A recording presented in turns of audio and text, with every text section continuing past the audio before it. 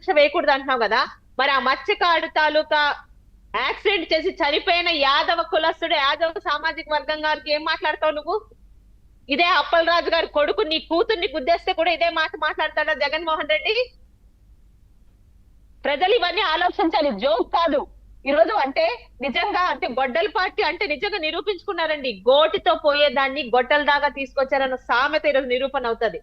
ఏ సిద్ధార్థ త్యాడినైతే బలిపశం చేసి మీరు అప్పచెప్తే వెంటనే అతనికి స్టేషన్ బెయిల్ ఇచ్చి పోలీసులు పంపించేశారో, నీ కొడుకుని కూడా అప్పచెప్పుంటే ఈ పాటికి నీ కొడుకు హ్యాపీగా ఇంట్లో ఉండేవాడు కదా. కానీ అహంకారం, నా కొడుకు మీద చెడ్డ పేరు రాకూడదన్న అహంకారం తప్పించడానికి చూసి ఈ రోజు అప్పలరాజు కొడుకు జైల్లో ఉన్నాడో ఎక్కడున్నాడో దానికి కర్త కర్మ క్రియ అప్పలరాజే. తను చేసుకున్న పాపం చుట్టూ తిరిగి కర్మ విల్ రిటర్న్స్ అన్నట్టు తనకు తగిలింది. అప్పలరాజు కొడుకుని యాక్సిడెంట్ చేయమని ఎవరు చెప్పలేదే.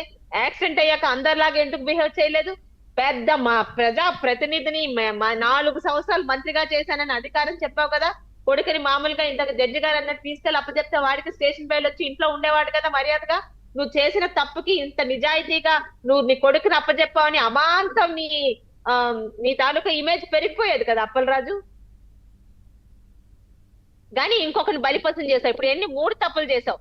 చేసిన తప్పుని కప్పిపుచ్చి నీ కొడుకుని తప్పించాలని చూసావు. నీ కొడుకు ప్లేస్ లో ఇంకొకరిని పెట్టావు. ఈ రోజేమో నా కొడుకుని ప్రభుత్వం అరెస్ట్ చేసిందండి. నువ్వు ఆ తప్పు చేయకపోతే ఈ రోజు నీ కొడుకు అరెస్ట్ కూడా ఉండేది కాదు. స్టేషన్ బెయిల్ ఇచ్చి పంపిస్తారు 7 years లోపల.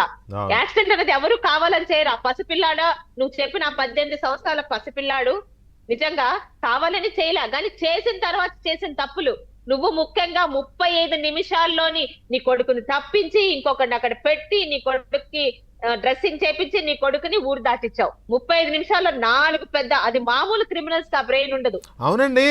ఒక శిరీష్ గారు, ఇప్పుడు అప్పలరాజు గారు ఎక్కడున్నారు? ఎందుకంటే ఆయన దీంట్లో ఆయన కూడా A3గా ఉన్నట్టున్నాడు.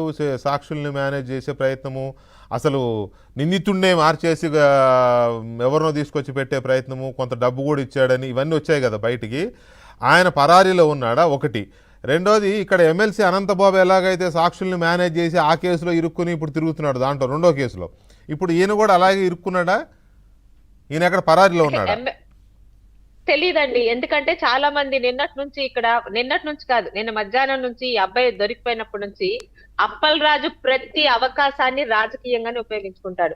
గౌతు శిరీష నా కొడుకుని, నా కుటుంబం జోలికి వచ్చి నా కొడుకుని అరెస్ట్ చేపించింది, నా కొడుకుని లోపలికి వెళ్ళేలా చేసిందని మళ్ళీ సోషల్ మీడియాలో పెట్టిస్తున్నాడు. దాని బుర్ర అర్థం కాంది.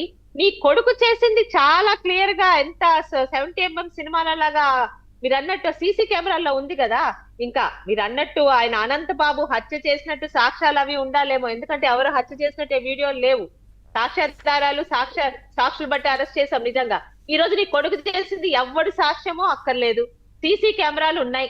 నీ కొడుకుని దాటించడానికి నువ్వు చేసిన ప్రయత్నాలు ఉన్నాయి. నువ్వు తీసుకెళ్లిన కారు కనిపిస్తుంది. నువ్వు ఏ డాక్టర్ దగ్గర తీసుకెళ్లావు, ఆ డాక్టర్ నా దగ్గరికి వచ్చాడు, స్కిడ్ అయి పడ్డాడని చెప్పి నా దగ్గర ట్రీట్మెంట్ తీసుకున్నాను, డాక్టర్ సాక్ష్యం ఉంది. ఇంకా ఏ మొహం పెట్టుకొని నా కుటుంబాన్ని గౌతు శిరీష పెట్టించని దీన్ని కూడా రాజకీయం చేస్తున్నాడు. ఇది మీరు నమ్ముతారో నమ్మరండి, ఇది అయినప్పటి నుంచి నేను ఒక్కసారి కూడా, నేను అసలు మామూలుగానే పోలీసులతో నాకు పని ఉండదు, నేను మాట్లాడను.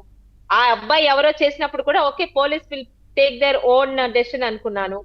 నేను మొన్న మార్నింగ్ కి అప్పలరాజు కొడుకు చేశాడంటే ఓహో ఇంత నడిచిందా అనుకున్నాం.